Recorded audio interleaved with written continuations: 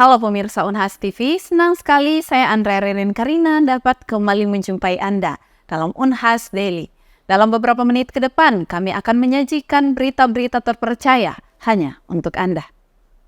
Pada 21 Januari 2024, Komisi Pemilihan Umum telah berhasil menggelar debat Cawapres terakhir pemilihan Presiden 2024. Namun banyak yang membandingkan antara performa para calon wakil presiden pada debat pertama dan kedua tersebut. Namun salah satu cawapres menjadi perbincangan hangat usai gelar debat. Lantas siapakah cawapres tersebut dan apa tanggapan pakar? Simak informasi selengkapnya untuk Anda. Debat calon wakil presiden 2024 keempat telah berlangsung pada Minggu 21 Januari lalu. Tema yang diangkat dalam debat tersebut adalah pembangunan berkelanjutan dan lingkungan hidup, sumber daya alam dan energi, pangan, agraria, masyarakat adat, dan desa. Hal tersebut kemudian turut ditanggapi oleh Profesor Sukritama, Dekan Fakultas Ilmu Sosial dan Ilmu Politik Universitas Hasanuddin. Kalau kita bicara misalnya cawapres nomor 2 itu bagi saya ya yang saya lihat mungkin di yang kedua ini mungkin sebenarnya kan sudah ada pergeseran. Ketika di debat pertama cawapres kan waktu itu standarnya adalah orang khawatir dia tidak bisa bicara. Ya kan, ini kan selama ini tidak terlalu banyak bicara, ternyata ini banyak bicara gitu ya, sehingga orang menganggap oh dia berhasil gitu. Nah kali ini karena sudah ada standar bahwa dia ternyata bisa lebih banyak bicara, kali ini orang kan menunggu hal-hal yang lebih substantif, karena bisa banyak bicara, kemudian hal substantif. Nah ini yang tidak muncul. Jadi sehingga kemudian kan akhirnya karena tidak muncul, orang kemudian akan bertanya, apakah kemudian memang menguasai atau tidak ya aspek ini. Dan kalau kita melihat dari beberapa pertanyaan dan tanggapan yang dilakukan, kemudian orang juga melihat masalah gimmick dan seterusnya ya, gestur dan seterusnya, orang kemudian saya kira penilaian yang ada adalah bahwa ini kemudian menjadi tidak berhasil begitu. Tidak ekspektasi pemirsa saya kira yang melihat itu tidak sama dengan yang dulu. Meskipun sebenarnya sama-sama banyak bicara begitu ya. Ini bahkan lebih banyak lagi ya, lebih banyak lagi bicara disertai dengan beberapa gestur dan seterusnya.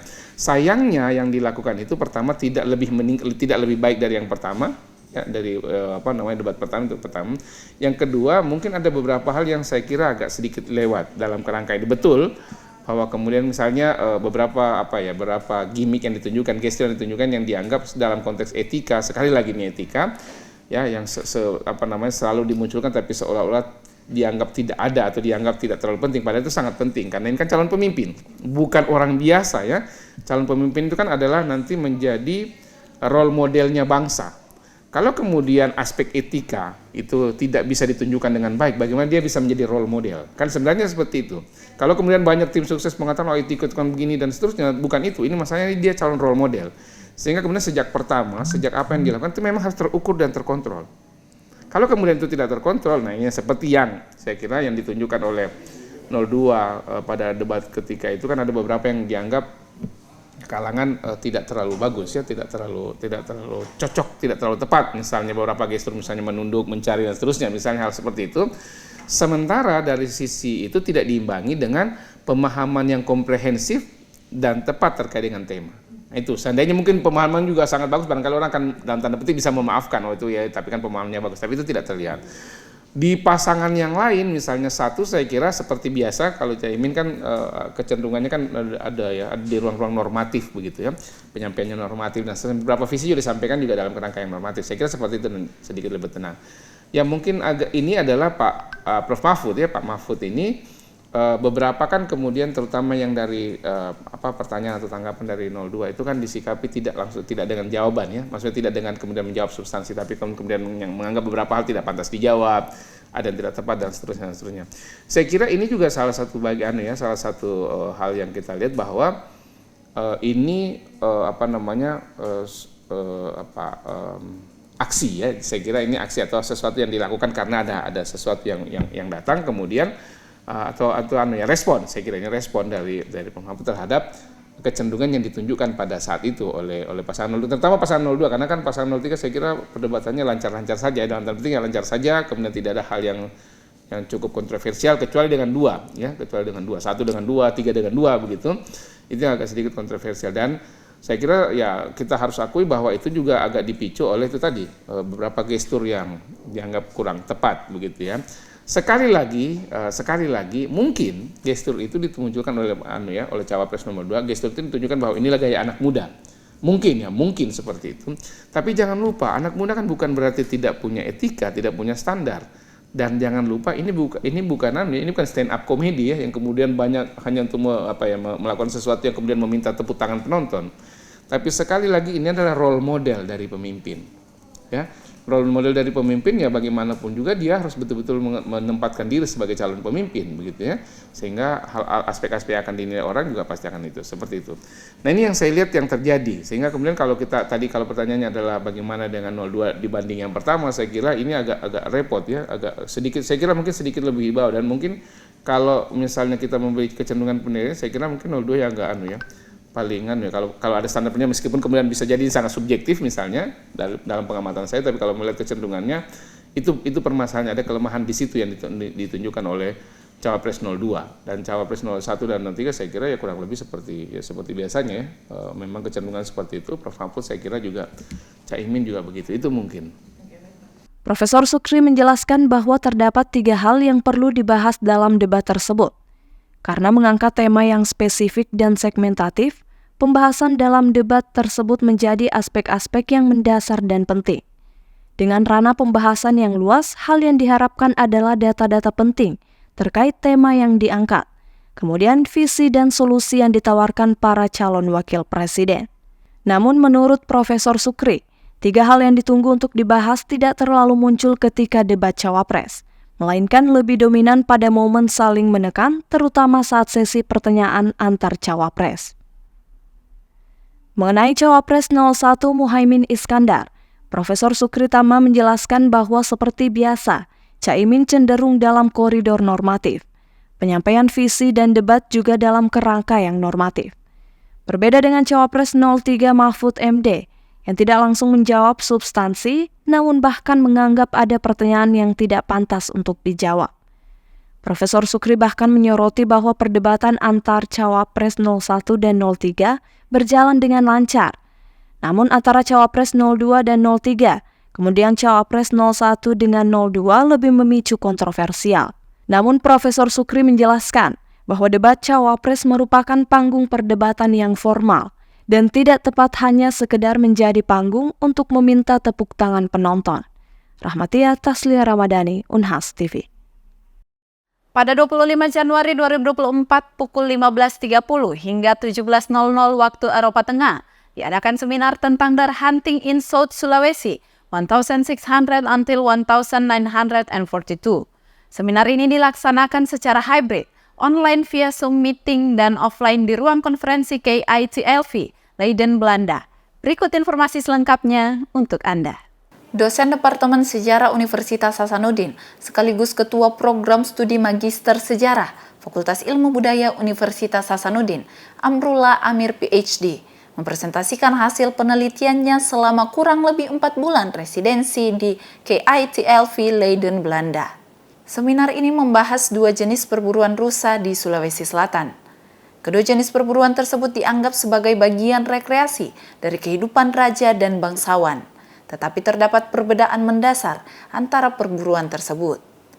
Yang pertama adalah perburuan rusa atau anggolong secara besar-besaran, yang dilaksanakan oleh raja atau bangsawan di wilayah perburuan kerajaan atau wilayah adat milik para bangsawan. Hal ini bertujuan agar mendapatkan pasokan daging untuk istana dan untuk menunjukkan status elit dan status sosial.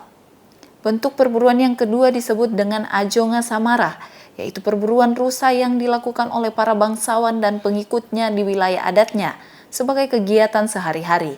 Meskipun sering dilihat sebagai kegiatan rekreasi, fungsi utamanya adalah untuk memantau dan mengendalikan kawasan pertanian atau kebun serta menjaga keamanan wilayah mereka. Saya di sini sebagai affiliate fellow di KITLV atas bantuan dana dari dana Indonesiana dari kementerian dan juga didukung oleh Unhas, dan riset saya tentang deer hunting in South Sulawesi atau perburuan rusa di Sulawesi Selatan selama 3 abad 1600 sampai 1942 dan saya harap penelitian tersebut bisa menjadi semacam kerja akademik untuk mengenalkan kembali budaya-budaya yang sudah hilang di Sulawesi Selatan, dan berharap itu bisa menjadi potensi pariwisata, dan dari hasil riset ini bisa dipakai menjadi bahan pertimbangan buat pemerintah untuk mengenal dan menghidupkan kembali budaya yang menjadi ikon Sulawesi Selatan dari sejak abad 17 sampai pertengahan abad 20, dan ini sudah hilang dan sudah dilupakan, dan penelitian ini berusaha untuk membawa kembali kenangan, bahkan pengetahuan daripada masa lalu Sulawesi Selatan yang penuh dengan hal-hal yang menarik dan atraktif. Saya harap hal itu bisa mendapat perhatian dari semua pihak, terutama dari pemerintah. Oleh karena itu, penelitian ini dilakukan untuk menganalisis hubungan perburuan rusa sebagai bagian dari dinamika sosial masyarakat Bugis dan Makassar di Sulawesi Selatan. Nama saya Catherine Wellen, juga dipanggil Indok Nalidia. Saya sejarawan di KITLV. Sudah 4 bulan, Amrullah Amir ada di sini. Kami di sini sangat gembira dapat sejarawan dari Unhas meneliti di sini. Dia buat penelitian mengenai pemburu rusa sepanjang abad. Proyeknya menarik sekali karena sering kalau ada sesuatu mengenai Sulawesi berhubung kait dengan laut, dan penelitian UTO berhubung kait dengan tanah. Penelitiannya juga dia juga meneliti beberapa abad. Jadi dia menggunakan lontara Bugis, dan dia juga menggunakan gambar kolonial, tulisan kolonial, dan banyak sekali sumbernya. Juga menarik sekali karena berhubung kait dengan subtopik seperti sejarah dunia semula jadi, sejarah politik, sejarah budaya. Saya suka sekali proyeknya, bernilai yang tinggi. Mudah-mudahan masa depan dia akan dapat kembali ke Belanda dan meneruskan penelitian. Saya juga bisa bayangkan bahwa dia menulis buku mengenai pemburuan rusa di seluruh Indonesia. Seminar ini dihadiri oleh para akademisi, peneliti dari KITLV Leiden University, University of Amsterdam, serta online yang hadir berasal dari Indonesia dan Belanda seperti Brownback Museum Belanda. Arsi Salatu, Andrea Ririn Karina, Unhas TV. Masih dalam rangkaian Disnatalis Fakultas Kedokteran Universitas Hasanuddin yang ke-68, yang dirangkaikan dengan pertemuan ilmiah berkala 22 Fakultas Kedokteran, Universitas Hasanuddin menggelar kegiatan talk show Dokterku Hebat, Dokterku Smart pada 26 Januari 2024 di Auditorium Amiruddin, Fakultas Kedokteran Universitas Hasanuddin. Berikut informasi selengkapnya untuk Anda. Menuju puncak Disnatalis ke-68 Fakultas Kedokteran Universitas Hasanuddin, Panitia Disnatalis FK Unhas yang ke-68 menyelenggarakan talk show Dokterku Hebat, Dokterku Smart. Talk show ini merupakan salah satu kegiatan yang masuk dalam rangkaian Disnatalis Fakultas Kedokteran yang ke-68. Kegiatan ini dihadiri oleh Rektor Universitas Hasanuddin, Profesor Dr. Insinyur Jamaluddin Jompa MSc, yang didampingi oleh Wakil Rektor Bidang Sumber Daya Manusia, Alumni dan Sistem Informasi, Profesor Dr. Farida Patitinggi SHM Hum. Sambutan dari Rektor Universitas Hasanuddin, Profesor Dr. Insinyur Jamaluddin Jompa MSc, sekaligus membuka kegiatan pertemuan ilmiah berkala 22 dan talk show Dokterku Hebat, Dokterku Smart secara simbolis dengan pemukulan gong. Tak hanya itu, dalam rangkaian kegiatan ini turut ditampilkan tari-tarian dan persembahan nyanyian dari gabungan Departemen Obgyn, THT, dan Psikiatri. Inti dari kegiatan ini yaitu talk show yang dimoderatori oleh Dr. Irwin Aras, MEPIT, MMed, Ed. Materi pertama dibawakan oleh Dekan Fakultas Kedokteran Universitas Hasanuddin, Profesor Dr. Hairani Rashid, SPGK, SPPD, KGH, Finasim, MKes. Materi kedua dibawakan oleh Profesor Dr. Syarifuddin Wahid, SPPAK, SPFM, DFM, PhD, dengan topik aspek etika dan moral dokter. Dilanjutkan dengan materi ketiga yang dibawakan oleh Profesor Dr. Abdul Qadir, SPTHT, BKLK, Mars, PhD, dengan topik aspek kompetensi dan pengabdian dokter. Dalam rangkaian kegiatan ini juga turut dibuka sesi tanya-jawab antar peserta dan pemateri. Harapan saya seperti halnya harapan setiap kali acara Disnatalis, pertama adalah sehat dan sukses selalu, ya. Sehat dalam artian bahwa Fakultas Kedokteran dengan kekuatannya yang tumbuh semakin berkembang, dengan sivitas akademika yang semakin baik, dengan mahasiswa yang semakin berkualitas, maka akan memberi kontribusi yang semakin besar untuk penyiapan sumber daya manusia bagi seluruh bangsa, bahkan seluruh dunia, karena banyak juga dari berbagai negara itu kuliah di Fakultas Kedokteran Unhas. Tentu kita juga berharap bahwa pengembangan IPTEX di Fakultas Kedokteran terus kita lakukan, karena menyikapi begitu banyak penyakit, begitu banyak emerging disease, begitu banyak penyakit yang belum bisa diselesaikan dengan mudah, dan berbagai macam tantangan lainnya. Ini menyangkut manusia, menyangkut kita semua, sehingga keberadaan Fakultas Kedokteran dengan SDM yang semakin unggul, kita harap bisa berkontribusi nyata pada kebahagiaan manusia, minimal kebahagiaan sivitas akademika Unhas, keluarganya, sahabatnya, dan daerahnya, ya. Profesor Jamaluddin Chompa menyampaikan bahwa di hari ulang tahun Fakultas Kedokteran yang ke-68, ia berharap Fakultas Kedokteran Universitas Hasanuddin bisa sukses selalu dan juga menjadi bagian dari penguat keberadaan Unhas di kancah nasional dan internasional. Ya, jadi seperti kita ketahui ya, Disnatalis ke Fakultas Kedokteran Unhas ini yang ke-68 bersama dengan pertemuan ilmiah berkala yang ke-22 serta temu alumni. Jadi kegiatan-kegiatan yang kita laksanakan dalam rangkaian peringatan DIES ini pertama adalah olahraga, kemudian acara kesenian, dan kemudian acara reuni alumni. Acara olahraga ada pertandingan tenis meja, badminton, dan yang paling heboh kemarin adalah acara running. Jadi kedokteran ini yang pertama kali dilakukan, dan itu diikuti sampai hampir 2.000 orang ya, 1.700-1.800 orang.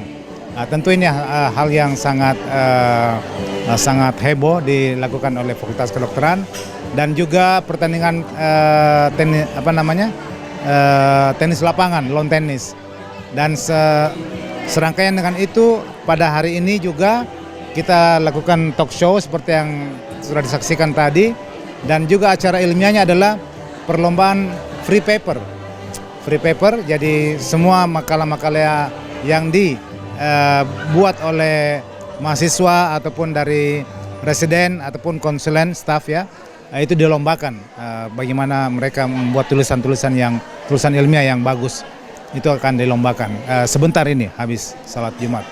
Dan besok pada Sabtu itu ada acara temu alumni di mana semua alumni berkumpul per angkatan, dan juga dilakukan lomba busana kreatif, lomba menyanyi, lomba dancing, bahkan lomba menghias tumpeng, dan juga ada pameran-pameran dari setiap angkatan dan departemen. Jadi itu semua rangkaiannya, dan yang acara puncaknya nanti adalah Sabtu malam, di mana akan dilakukan malam Ramatama. Jadi semuanya berkumpul di Hotel Unhas, hotel yang kita banggakan untuk Unhas ini, dan itu semuanya akan terlaksana insya Allah besok malam. Profesor Syahrul Rauf menyampaikan harapannya bahwa semoga Fakultas Kedokteran bisa terus berkembang di kancah internasional. Dan ia juga berharap semua sivitas akademika bisa memberi sumbangsi kepada Fakultas Kedokteran agar bisa terus berkembang ke depannya. Akhir dari rangkaian kegiatan pertemuan ilmiah berkala 22 dan Disnatalis ke-68 Fakultas Kedokteran Unhas, serta talkshow yaitu penyerahan sertifikat kepada ketiga pemateri dan sesi foto bersama. Andrea Ririn Karina, Muhammad Saiful, Unhas TV. Pemirsa, berita tadi sekaligus menutup perjumpaan kita hari ini. Terus saksikan Unhas Daily hanya di Unhas TV. Saya Andrea Ririn Karina beserta kru yang bertugas. Pamit undur diri dan sampai jumpa.